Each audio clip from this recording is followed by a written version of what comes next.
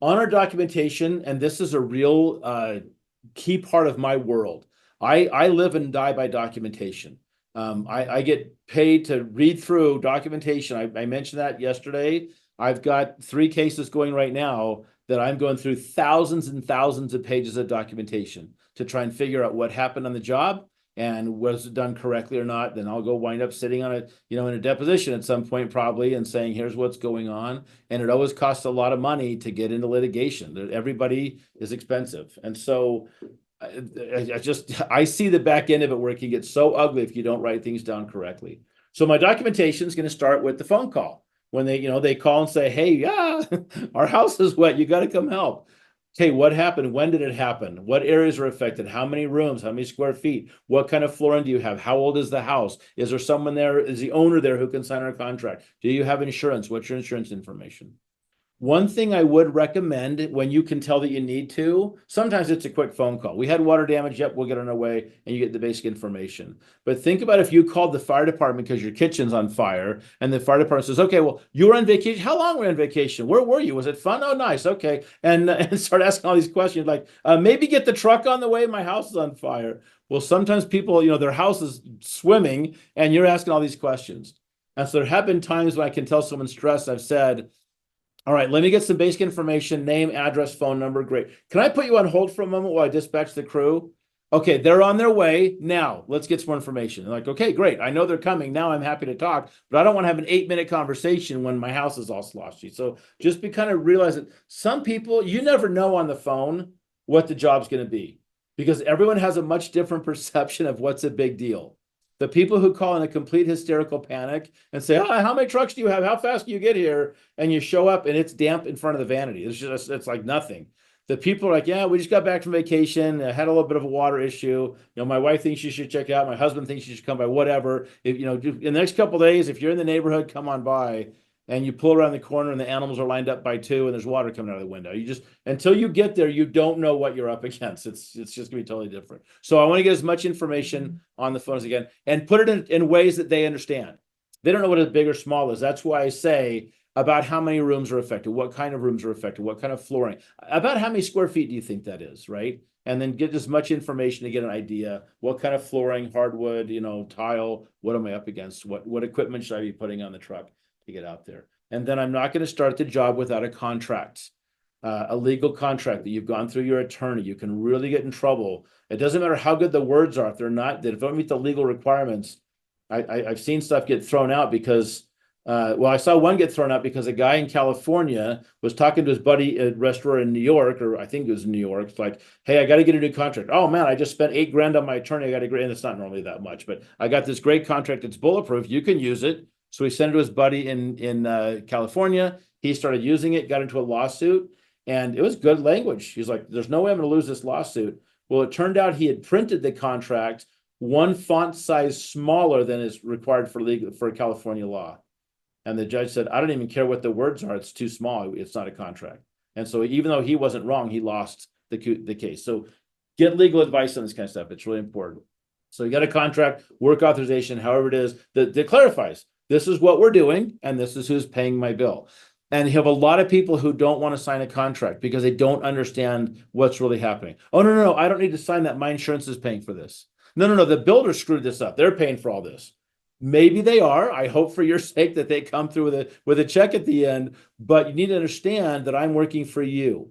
And I'm gonna bring in resources, our people, our equipment. We're gonna spend a lot of money to bring your home or business back to what it needs to be. And that's between me and you and the value. I don't have a contract with your insurance company or your builder, although I have a lot of times. But a lot of builders come and say, we screwed this up, Darren. Go fix it. Go clean up the mold, the water damage, whatever. But I want to be very clear. If you hire me to remodel your kitchen and then I'm deep into it, $50,000 into it, and the bank calls you and says, hey, your loan didn't look quite right. It didn't go through. Sorry, we're not going to loan you the money. I can't go to your bank to get the money. You have to come up with the money for that. And so it's the same thing here, that we need to be careful, because sometimes we market it like, oh, yeah, we work through insurance, no problem. Then the job gets done. And we say, well, your insurance didn't pay enough. You owe us $4,000. That doesn't seem very fair to me. So we want to be really, really clear in how that all works at the beginning. And that's where a contract kicks into place. So go through every line, fill out every blank. If they have a question on it and say, well, what does this mean? you should talk to an attorney. This is a legal binding contract. If you have questions, I can't, you should talk to your attorney and have them run it past it. I've had times where they put down the contract and the homeowner reads through and goes, nope, nope, nope. And they cross off like 3 or 4 things. Well, as the owner of the company, I can do whatever I want. But if not, you got to take it back to, I'm not able to change the contract. I'm gonna have to take that back to our legal team and have them take a look at it. Residentially, not so much. Big commercial jobs, there's a lot of going back and forth on contracts. So. And also this provides some liability protection for the contractor. You've got all your documentation in place of what you dried, where you dried, how you dried, so that as I've been talking about, you don't wind up getting sued because that doesn't happen a lot, but it does happen. And it's getting more and more so where there's, it's just people get upset about whatever. My brother's company years ago, got sued. He went and did some repairs as a contractor. Another company did the mitigation. Didn't do great, but they did okay. And then he was the last one on.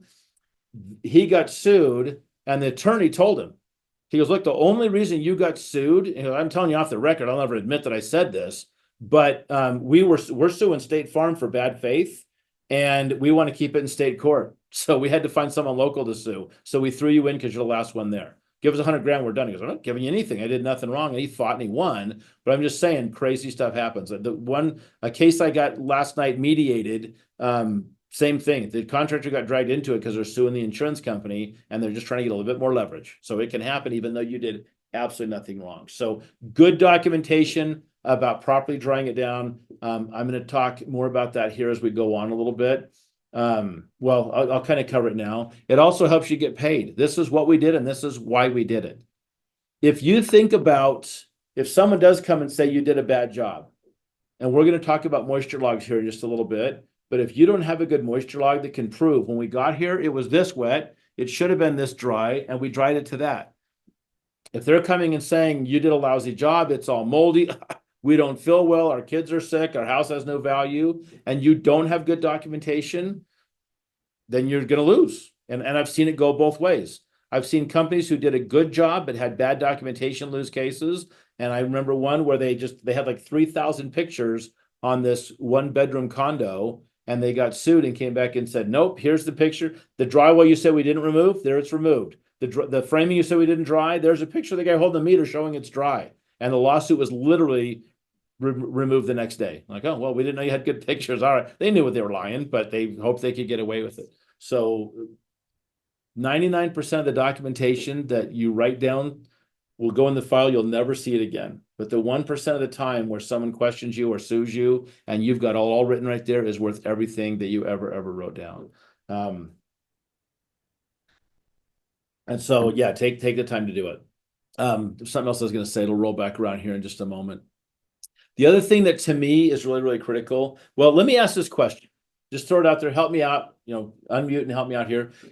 If you're having dinner with someone, hey, this is Fred, this is Joe, nice to meet you. You're having dinner with a few people. There's a couple of people you've never met before. And someone says, no, what do you do for a living? What is it you do exactly? Help me out. How do you answer that question? When someone asks you what you do for a living, how do you answer it? What do you say?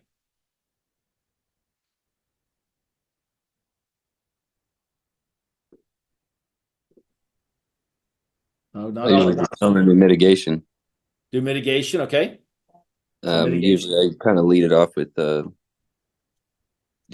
fact that we take care of the homeowner and try to get them back to pre-living conditions or better. Okay, great answer. Yes, mitigation and get back to what they were before the water damage hit. Great. Anybody else? What else you guys tell people?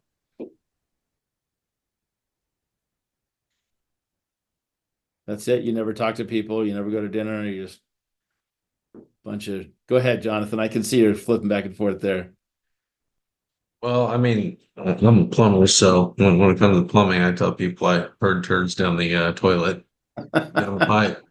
I'm a turd herder. But beyond that, with water mitigation, when you have a big problem at your home, we're there to mitigate the loss and bring it back to better than we found it conditions. We extract the water, get rid of the water, and we make it so a contractor can come back in and do the work. I mean, we try to get to pre-loss conditions. I love it. Okay, so yeah, there's water damage. We come in And first of all, we clean it up, do some turd herding, and then we come in and we make it all better, clean it all up and put it back at least as good as it was. So, the danger of homonyms, turd herder, sounds like one, you could be herding them moving along, or two, you could be hurting them, like giving them noogies and, whatever. So yeah, great. I love that. Great answers. Kind of the same way. So let me ask this. If someone said, what's your product? I mean, if you're a contractor, you say, what's your product? Here's a house. That's what I do. When I'm done, there's a house that wasn't there before, or there's a new kitchen that we remodeled, or you're a dentist. What's your product? People have, clean teeth and healthy teeth, and I put in fillings or whatever. So what's your product? And I mean, Jonathan and Clayton kind of talked about that, it's bring it back to pre-loss condition. So how would you describe what your product, what do you produce? What do you actually provide? I mean, the steps are, like Jonathan said, the steps are we extract water, block furniture, rip out drywall, tear out carpet, bring in air movers, bring in dehumidifiers. Those are the things that we do. What are we providing? What service are we really selling to our The client? wellness and the safety of you and your health. The wellness and safety of your health is what we're providing. Great answer. And if you look through the S520 with all the stuff that it comes down to, it really boils down to what Jonathan just said. It's all about recreating or developing a safe, healthy, habitable environment in our homes and businesses. That's why we do all the stuff we do, is to have a healthy place to live and work. What it comes down to. Great answer. And I agree with it. And that would be my answer too. But I would take it one step further because I guess of my background and what I see so often out there is if someone said, what do you provide? I would say reestablishing the value of the property, or my product is my documentation. Now, if I don't do the things that Clayton and Jonathan said, I don't have anything to document. So I'm being a little facetious here because my product is bringing it back to a healthier pre-loss condition. But the way I prove that is through my documentation. So that's my product, is my documentation, because I don't know how it is. I think this is the same in all 58 states. If you go to sell your home and you've had some significant issue like a water damage, you're going to have to disclose that. Okay. So this is Nevada. This is Nevada's seller property disclosure form that if you go to sell the house, you have to fill this out and you have to sign it. And as the very first question, are you aware of any of the following? Any previous or current moisture conditions or water damage? Yes or no? If yes, you got to tell us what the heck happened.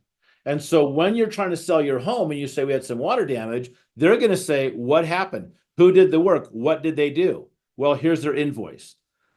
I've had many people over the years that have come to me and said, to my company, and called and said, hey, we're buying this house on Elm Street, and they disclosed they had some water damage, and they gave us a copy of your invoice, and it looks like 3 years ago you guys did some water and some mold. We would like to have all the paperwork so we can see what really happened on that. Now, first of all, nobody gets my paperwork without the homeowner signing off on it. They have to, I can't just hand out their paperwork, but we have a form that they would sign that says, yes, I'm authorizing you to give this documentation to this real estate agent or whatever. And so we've got approval to do that. We give it to them. They go through it and they go, okay, it looks like it's pretty good or not so good. I've had a lot of people come to me over the years and say, we're buying this house, and they disclosed that they had some water damage, and they gave me 400 pages worth of documents to look at. And there's a lot of numbers on there, but it's like reading Greek. I have no idea what any of this means. Would you please do an evaluation on this and tell us what happened and if it was done correctly? And so the real estate agent will reach out to me and say, will you do a review of these documents? And I would say, unfortunately, more often than not, I would say probably 60 to 70% of the time, the documentation does not tell the story. And it makes me sad. It really bothers me, and here's why. I'm just going to jump back in the scenario for just a moment. You're a homeowner, and you and your spouse got this home, and you've got some significant water damage, and what do? Well, you empty the shop vac 37 times until you realize you're not getting anywhere. Every towel you own is soaking wet in the middle of the driveway, and your house is still soaking wet. And you're like, okay, we got to do something here. We're not making any progress at all. And this is our home. It's our biggest investment. We probably need to call our insurance. Yeah, but if we call our insurance, we have to pay our deductible. And deductibles today, when I was first in the business, they were $250. Some were 100. Every once in a while, some crazy person had $1,000 deductible. Now it's almost always 1,000, 2, 3. It might be 3% of the value. You get a homeowner that's dealing with a $3,000, $4,000, $5,000 deductible. That's a lot of money to figure out how to come up with. Plus, they're afraid that their insurance is going to go up or get canceled. It's a traumatic thing. But they're like, you know what? We have to do it right. If we ever sell the house, we have to prove that it's done right. So they bite the bullet, they pull the trigger on it, and they call their insurance and they get a mitigation company out and they spend $4,000 of their hard-earned money on the deductible and they get all this work done and they get an invoice for it and they don't think about it. And then 4 years later, they go to sell the house and the people say, we need to see your documentation. And I wind up with it and I look through it and I say, there's a lot of numbers here that literally tell me absolutely nothing. There's no verification or validation at all that your home was dried. They're talking about drywall being 99% with a FLIR meter. It doesn't tell that. That's not the right meter for that. They don't know what the meter does. They don't know what it says. They obviously someone was handed a meter and said, go to that job, put it on something, write down a number, and then go to the next job. No clue what they were doing at all. I see it time and time and time again. So these people are now stuck with a home that they either can't sell or they've got to heavily discount because instead of bringing it back to what it was, now it's a home that's got tagged with water damage. Is there mold in the walls? I don't know. Or they'd have to do a bunch more testing and spend a few $1,000s to have an IEP come in and test all the walls and make sure there's no mold and hopefully the wood's not rot. So I'm just saying, of all the things that we do, the documentation has got to be premier thing that we do. It has to be, we really look and have a system in place that when we're done, anybody can pick up that document and say, this is what happened. This is what we did. These are the goals that we set. We came, we saw, we conquered. It's all done. Will, please go ahead. At what point do you charge the seller or the potential buyer for the time it takes to explain those things, whether it was your previous job or somebody else's previous job? So if I get called in as a consultant, I have an hourly rate. Yeah. You know, if somebody says there's a job you had nothing to do with, I mean, my nature, my personality is I've done a lot of that for free over the years. Hey, my gosh, we got a friend, can you do it? And that's just what I do. But as a business, I would charge for that. That's a service that you're looking for an expert that can look at it, and I've got the qualifications to do that, and I'll do it. If I get, it's a really good question, and that's a personal business decision you have to make. I mean, for me, if I do really good documentation in the first place, which I think I owe my client, it shouldn't take much time.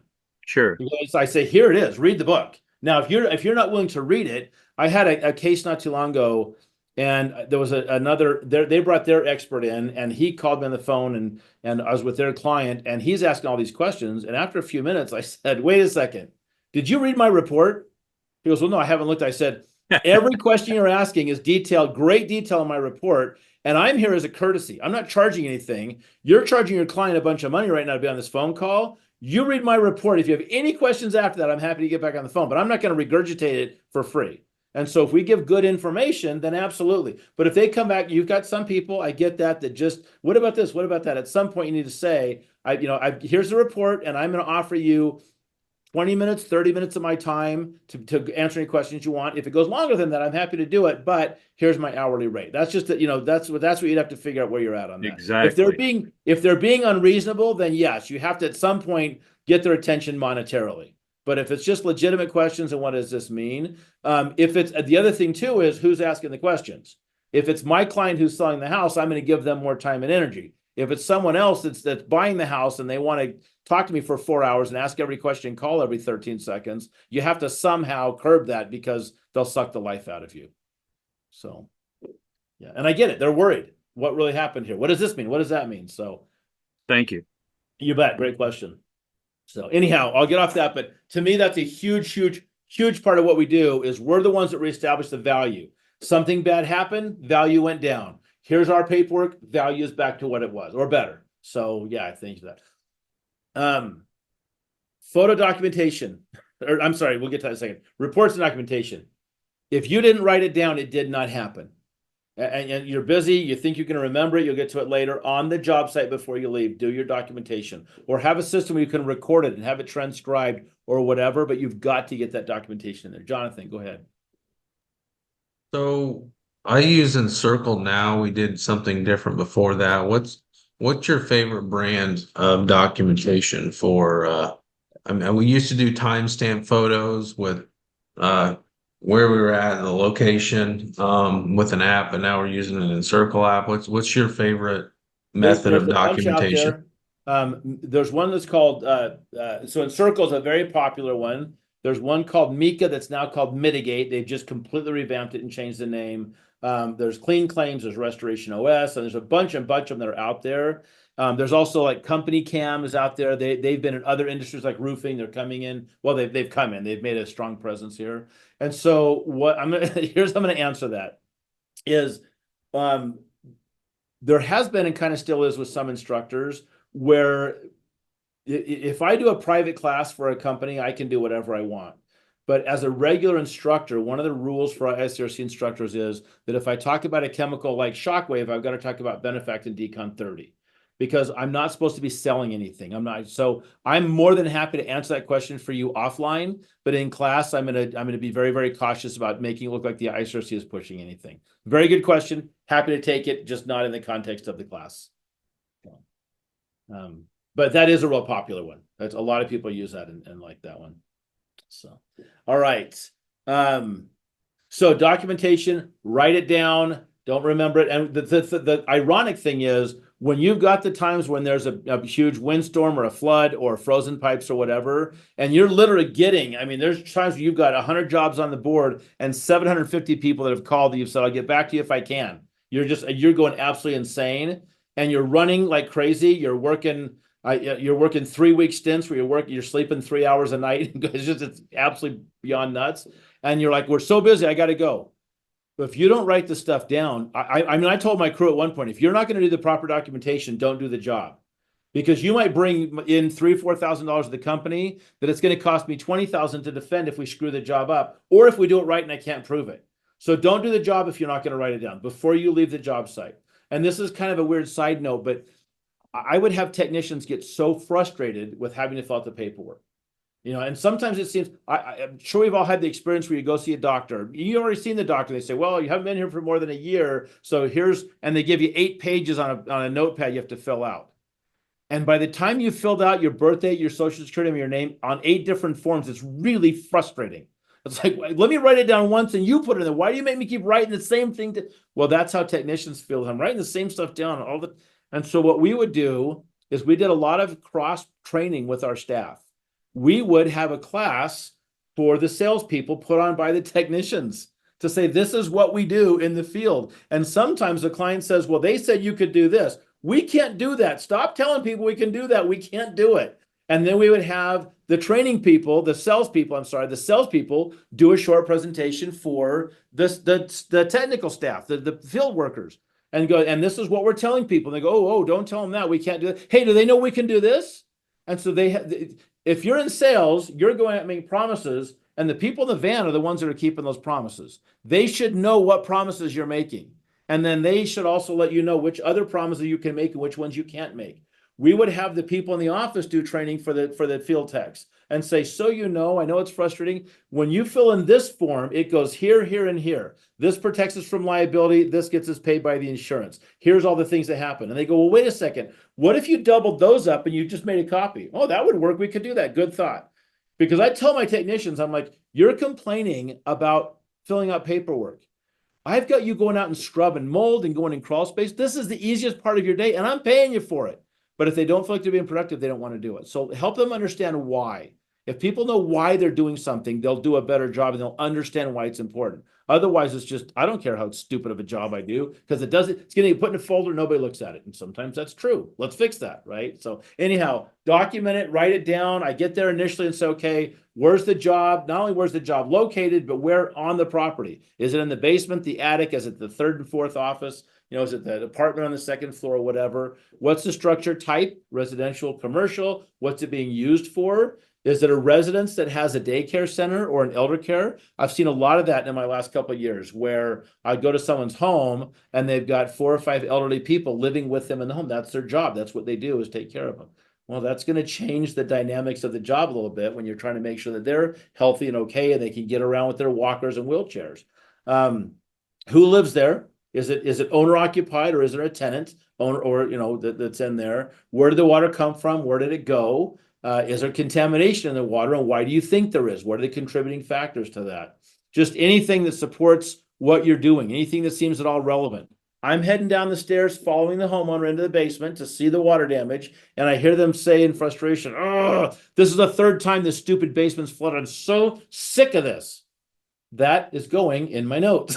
Basement's flooded 2 other times. And then I get my asbestos test. I come back the next day and I start to pull the baseboard. And they say, "This is a brand new house. We don't need asbestos. It's only 6 years old." Whatever. So we get the test, we get it back. There's no asbestos. We pull the baseboard off the wall and it's loaded with mold. And they say, "You should have done that yesterday." Well, I heard you yesterday mention that this is the third time it's flooded. The last 2 times it flooded, what did you do? Did you remove the baseboard? No, we just cleaned it up with a shop vac. Well, this mold has been here for a lot longer than yesterday. This didn't happen overnight, so it's not us. But if you don't remember that and write that stuff down, you can't really get anywhere with that. So again, everything that happens on there, inspect every day. We're going to take readings in the air. We call those our psychrometric or ambient readings, atmospheric or environmental readings, all kind of the same stuff. What's happening? Do I have good air? Do I have January air or August air? Good drying air or not? And then every day, my readings of my materials. Are they drying? Am I making progress? Do I need to make some changes in the system? Go ahead, Jonathan. What kickback do you get from insurance companies when they have when mold is present? Because what if the customer didn't know that it was there, and will they fight basically stating that it's a been ongoing situation?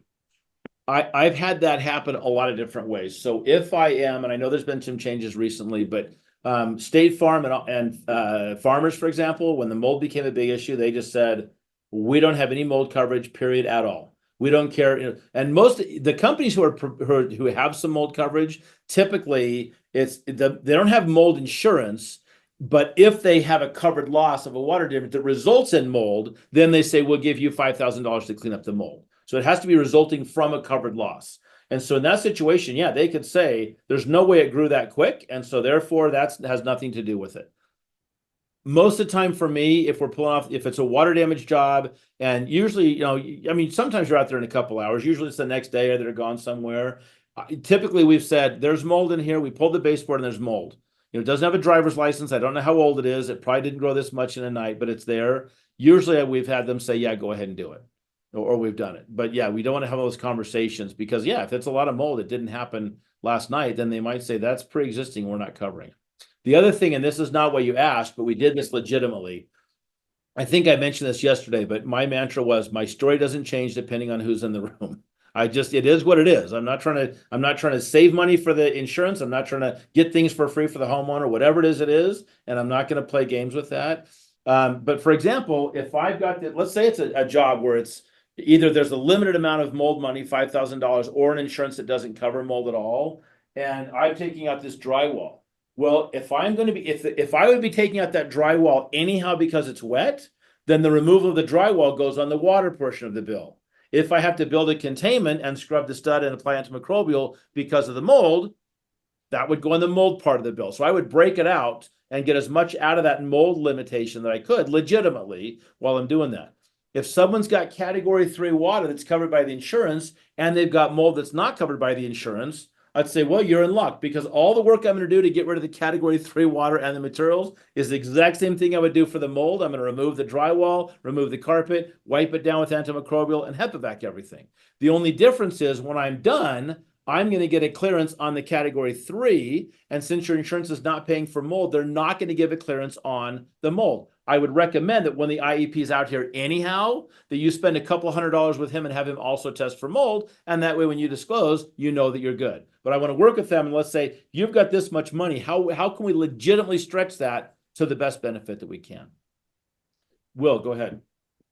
So at some point during this training, are you going to cover the different types of, mold insurance, water damage from breach in structure due to wind, flood damage, broken pipe, etc.?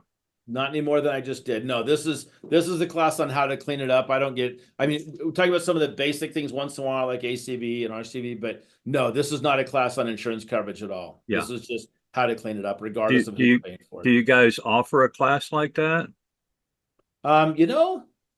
No, I don't, but I know who could do a webinar. We just did a webinar last week on construction liens. And so we've got some resources. if you want, send me an email on that if you wouldn't Yeah, mind. And definitely. Thank you. Yeah, at the very least, I know who I could have do a webinar on it. So Appreciate it. yeah, you bet. Thank you. Good thought. So, all right. Okay. Anyhow, on documentation, there's different ways to do it. We're about to talk about a few examples. We had the guy was on the job site, one of my technicians, and the range got dented or scratched, and he wanted to make sure everyone knew that he was not the one who did that. I don't know if someone else did it. I don't know if it was pre-existing, but he wanted to make sure that photographically everyone knew it wasn't his fault, and this was how he chose to document. Wrote in the dust on the stove, I didn't do it. I don't think that's the best way to document a job. First of all, there should not be that kind of dust on a stove when you're doing demolition. So yeah, not the best way there. And this, of course, is our head documentation guy right here. So as I mentioned, as we're doing our documentation, we're going to be looking at and saying, okay, first of all, what's happening in the air, right? Like I mentioned yesterday, I'm washing the car, going to dry quickly in August, not so quick in January. Do I have good conditions in the air? We're going to talk here in just a few minutes about psychrometry. I might refer to the air as the environmental conditions, like I just said. Ambient, in essence, means around you, right? If you're laying in bed at night, you hear the crickets, that's an ambient noise. You hear the air conditioner fan, that's an ambient noise. The temperature of the air right here would be an ambient condition. The environmental conditions, the ambient, the psychrometric, those are all really saying the same thing as we look at that. So I want to know what's happening. We're going to talk about these 5 things with psychrometry here in a few minutes. The temperature of the air. And so if you look at this example I used from yesterday,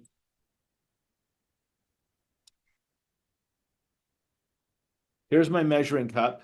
And this line at the top tells me this is a 2-cup capacity container.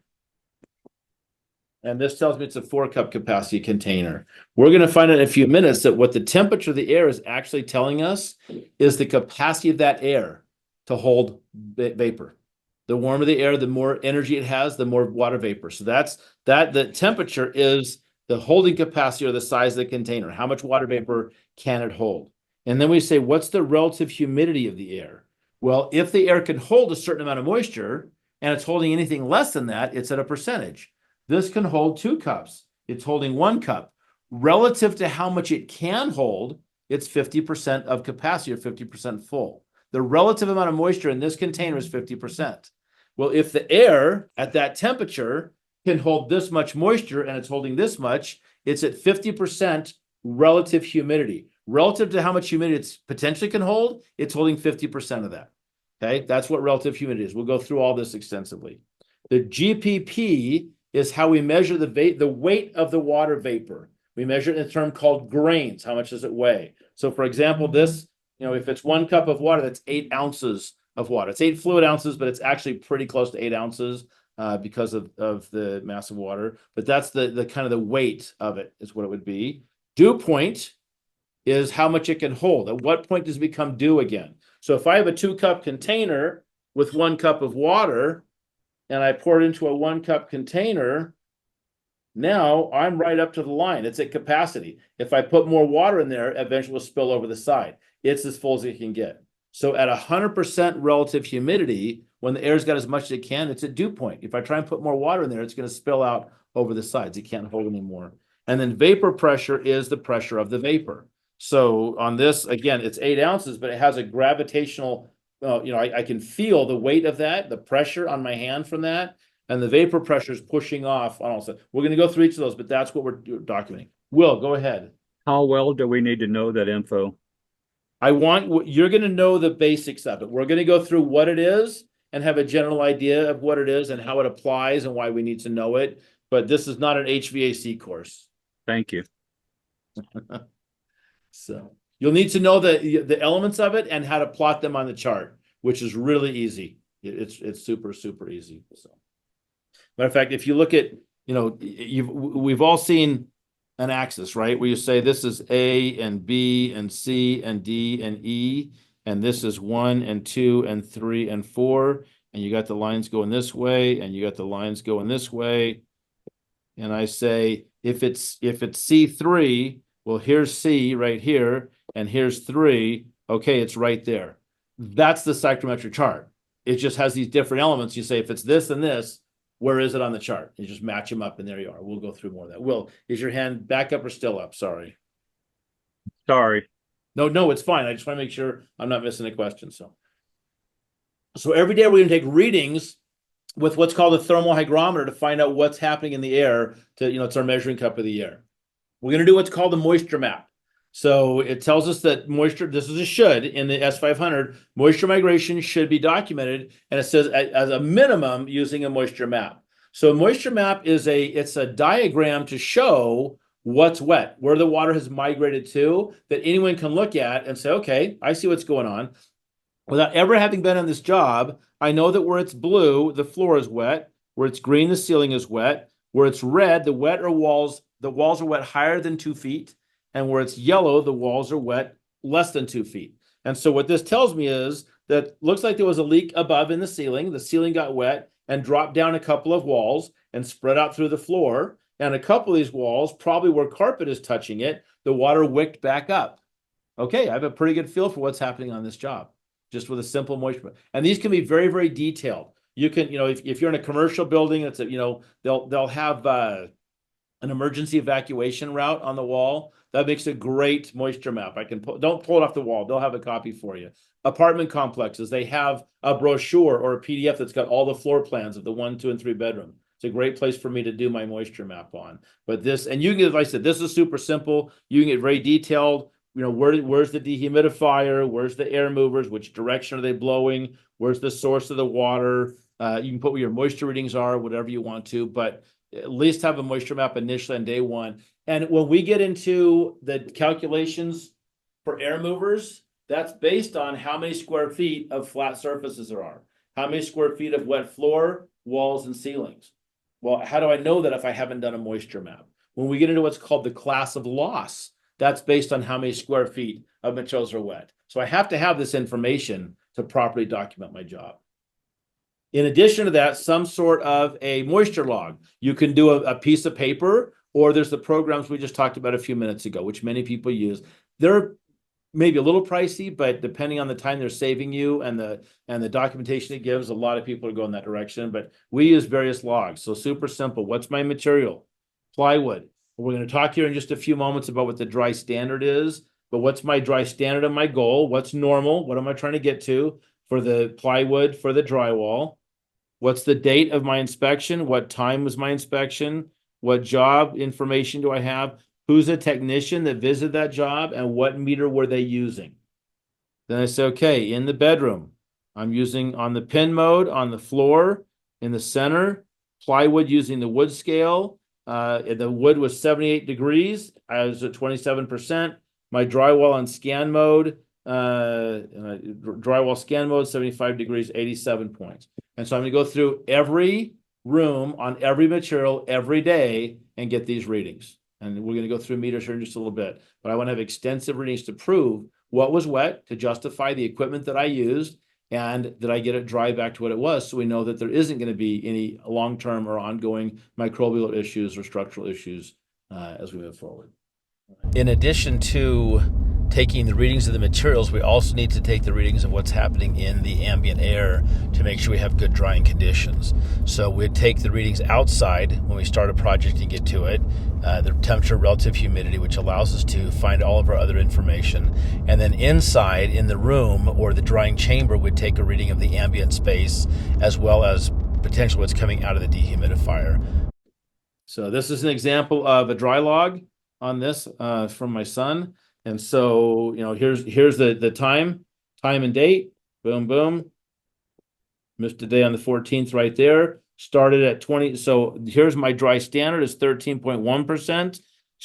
It actually started over here at 60%. I don't show that. And I got down to 12.2%. I'm trying to get to 13.1. So right there, I can prove when I'm done. And with pictures of the meter, if you blow that up, you can see what the reading was 12.2%. So pretty good documentation that says, yep, that was dry when we were done. Got it all taken care of. The other thing too on documentation is videos and pictures. I can't emphasize enough how critical those are.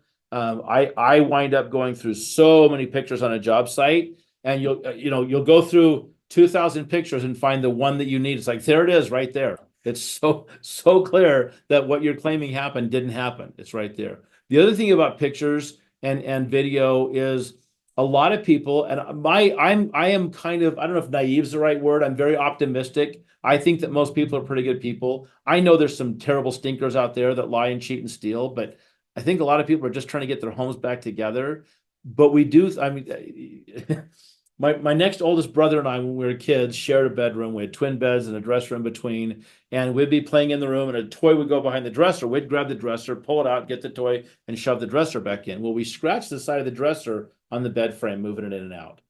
If someone came to our home, we had water damage in that room when we were kids, and they moved that dresser into the other room. My mom, the most honest person I have ever met in my life, would go, well, looks like you guys scratched our dresser moving it out, because she'd never seen that before. We didn't go out and say, Mother, dear, I fear we've scratched the furniture. We just slid it back in and kept playing, right? And so if people don't see things, are not aware of it, they won't know it's there. And so it's really important that you clarify that. So if I'm about to move this piece of furniture and there's a scratch going down the side of it, I'm going to take a close-up picture of the damage and another picture from here showing that it's damaged and I haven't touched it yet. All the stuff is still on it. I haven't touched it. And if the homeowner's there, I'm still going to take a picture and say, hey, Mr. and Mrs. Jones, we're about to move this dresser. Oh, yeah, super. Hey, Mr. and Mrs. Jones, in a few minutes, we're going to be bringing a bunch of equipment in from our van, and we're going to be rolling dehumidifiers and air filtration devices and portable extractors into your front door here, right across your tile in the entry. And I just noticed in our initial inspection that in that tile, there's a couple of chipped tiles and there's some cracks in the ground. Want to make sure you're aware of that. Oh, yeah, it's been that way. Great, thank you. Or, oh my gosh, well, when did that happen? Well, if the oh my gosh, when did that happen occurs after you've rolled your stuff across it, they're going to be looking to you for a new tile floor, because maybe they're being dishonest, or maybe they just never really paid attention, didn't know it was there. And so make sure that you point it out, get pictures. Hey, this was already like that. The other thing that can happen, I know it seems like a simple thing, but you've got you're in someone's kitchen and the drywall's all wet. And so you tear out the drywall. You don't do anything. You don't remove cabinets or countertops. They've got granite countertops in there. And when the repairs are done, it has a new light fixture, hangs a little bit lower, and it's got LED lights. And now they're seeing a bunch of scratches on the countertop that were already there. They just couldn't see them with the lighting the way it was. So with the new lighting, they can now see the scratches. And they say, our countertop is scratched, and that's right where you were setting your tools. Well, no, we were really careful. We put down some plastic. It doesn't matter. They're looking to you for $12,000 in new countertops. And so the rule that we had in our company, I'd recommend you do is never, ever, ever put your stuff on their stuff, right? If you never put your tools, your air movers, your tool bags on their counter, on their dresser, on their bedspread, you never have to explain that it wasn't your stuff that scratched it, even though you're really careful. So just don't put your stuff on their stuff. So as we all know, the other thing too is what's very popular right now is the 3D cameras. So you've got the Matterports and the iGuides and the DocuSketch are probably the three biggest ones in our industry, and those other ones coming in all the time. And people show up. A lot of companies now show up on day one of the job before they've touched anything on a mid job, set up the 3D camera and scan every room. And I've had many of my clients say, oh my gosh, that has saved me thousands of dollars, because that scans everything 3D. It picks up everything in the room. It measures the room. And then when someone comes back and says, hey, you scratched my piano, they bring up the Matterport and say, before we did anything, we took this picture and there's the scratch. I didn't even know that was there. I'm really sorry. Thanks for letting me know. It happens. And I've had that happen to me. I had a brand new wood floor put in. When they left, there's a huge gash. And I'm like, nobody else was there. It's right where they were setting their saws at night. So I'm really sorry. And they came in and said, Mr. Foote, here's the picture right here. That's when we left. There's no gash. But we did notice there was some painters here when we left. Not blaming them, but there was other people. And they're like, yeah. So I felt so bad. I'm like, I thought for sure it was you. You've clearly shown by that picture. And I was actually really happy. I'm like, that's what I've been begging people to do forever, is save themselves with pictures. And now this really nice guy who did a beautiful job on my floor is not responsible for having to fix it. I was glad to pay for the repair at that point, because I'm glad it wasn't him. And I felt so bad, not really accusing him, but I was. I'm like, hey, I don't know what else it could have been. So that will just save you. So Matterports or whatever you do, DocuSketch, iGuide, a lot of people do really well with those. And again, not just because people lie, but people get confused. I preach this pretty heavy because I did a mold job years ago and they asked us to save the face frame on the base cabinet. I told the adjuster, you can't rebuild that cabinet. I know what you want to do. He didn't want to buy all new cabinets in the kitchen.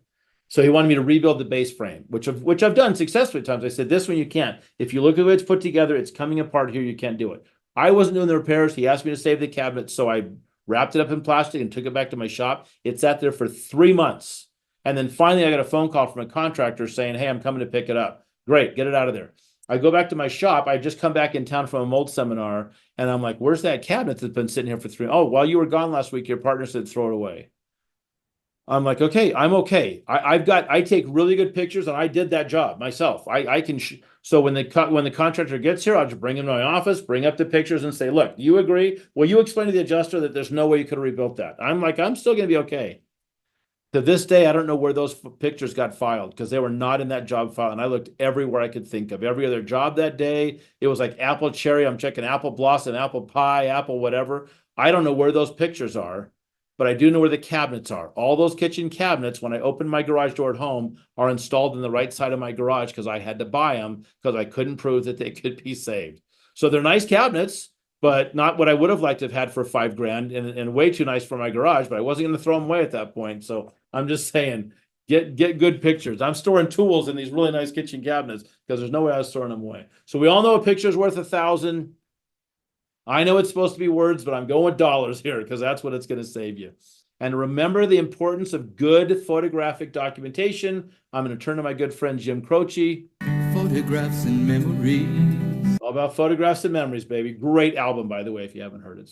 So on our monitoring, we're going to go to the job every day. That's what it says. We should be monitoring every day to make sure that our readings are going down. We're going to go to the job and adjust our equipment to the wettest areas, take pictures, document what's going on, and prove. Now, we should monitor it every day according to the standard. There's times when there's holidays and weekends we can't get there. There's times where I've got a job that's, a 3-hour drive in the middle of nowhere, Nevada. I'm not going to set up a couple air movers and dehumidifier and drive 7 hours back the next day to say, yes, it's still wet. So in that instance, I'd say, hey, the standard says I should be here every day. To save you money as a deviation from the standard, let's let it run till Thursday. I'll come back and check it and see how we're doing. Hopefully we're dry by then. If not, we'll let it run through the weekend and come back out on Monday. But evaluate it, document what's going on, and tell that story. Make sure you've got really good information that would, and sometimes, like I said, it wouldn't hurt on a job that you've been on. You've been out and seen the job. When the job's all done, pull the information, pull that file, read the documentation, and say, I've been on that job. Does this story tell me what I should know from being on that job? And if not, make some adjustments in your documentation so that it does. So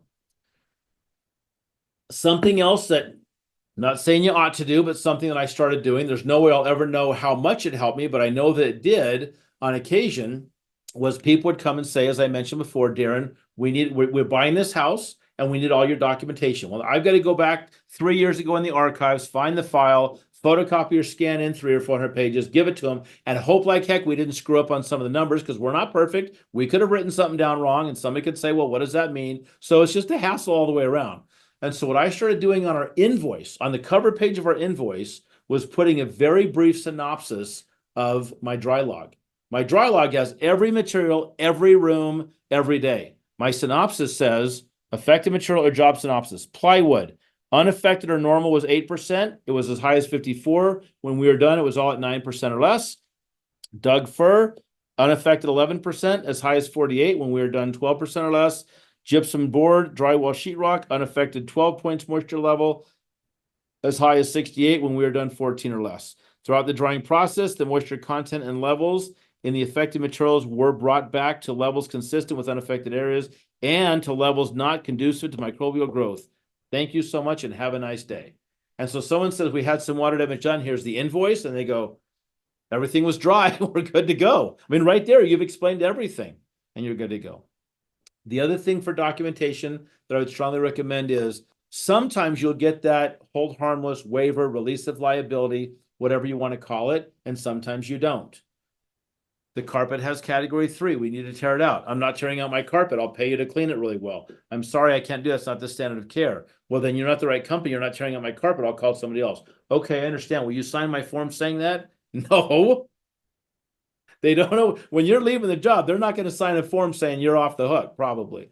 Whether they do or not, whether you have a hold harmless in the file or not, anytime there's a deviation from the standard or you don't complete a job, I would strongly recommend that you put that again on your invoice.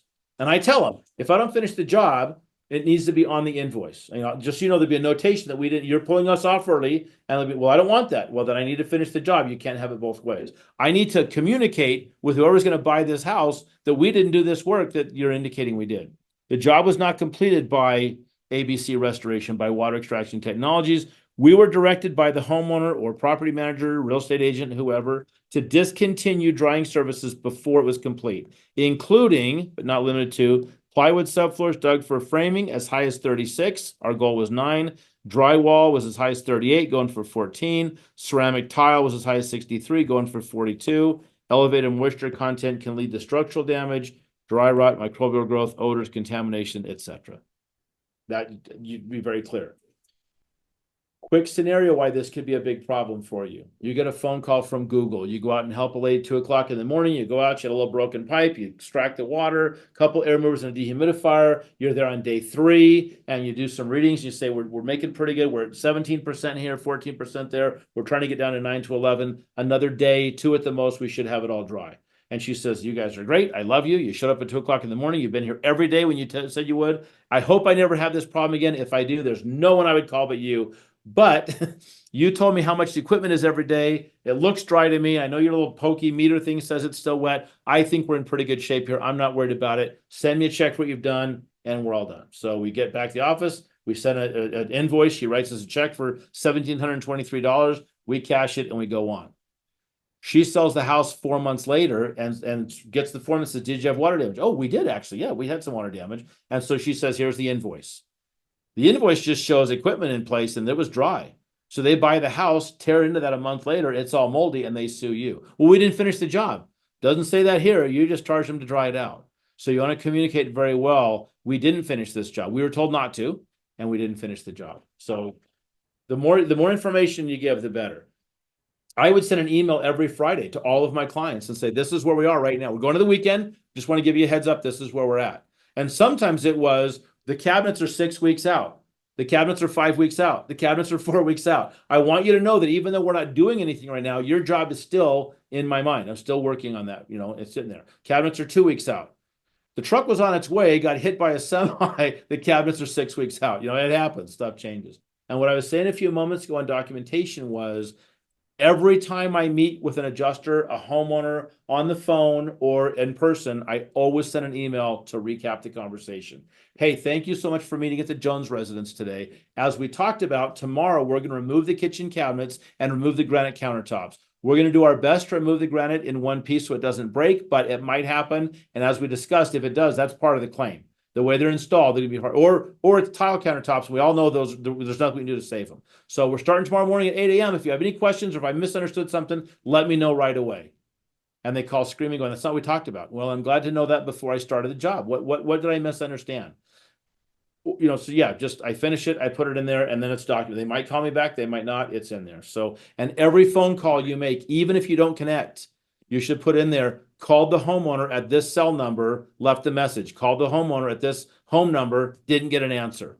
And then when they call and say, they never called me back. And I've had that happen. Well, I'm looking right here. They called you 14 times. You never called them back. Oh, well, yeah, I've been out of town. One guy flat out lied to me because he was trying to get some free carpet, free getting in, it shipped in time. So anyhow, just every little thing, write it down and you'll be amazed at how often it saves you. So on our meters,